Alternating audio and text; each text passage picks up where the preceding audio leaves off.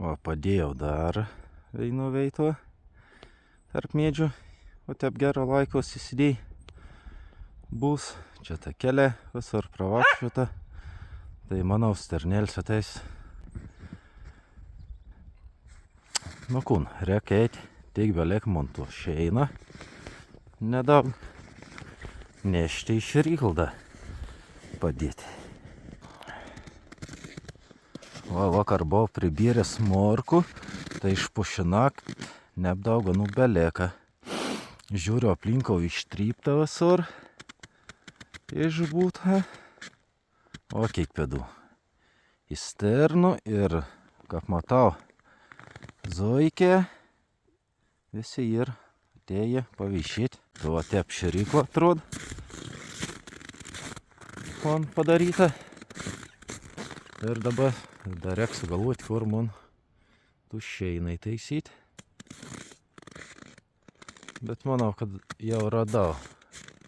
Tai kveitelį ten mata toks krūmėlis ir į tų krūmą mes įdėsim. O, ir anėtais jis galės. Šryklo, kaip matos, ir kažkas irgi grūdus jėdės. Ir į pėdų matos. Va čia yra visur pėdas. Va taka zoikė.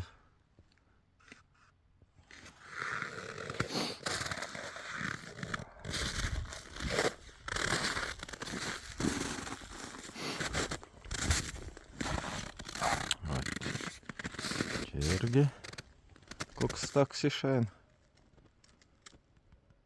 Reis, kol visi supras, kur yra jėdima veita. Nu, kaip sakiau, į tų krūmą sudės. Ten krūmė buvo sausas tokia šakas. Išėmiau ir gavos tokia, kaip puikiai šeinau sudėti veitą širiklą.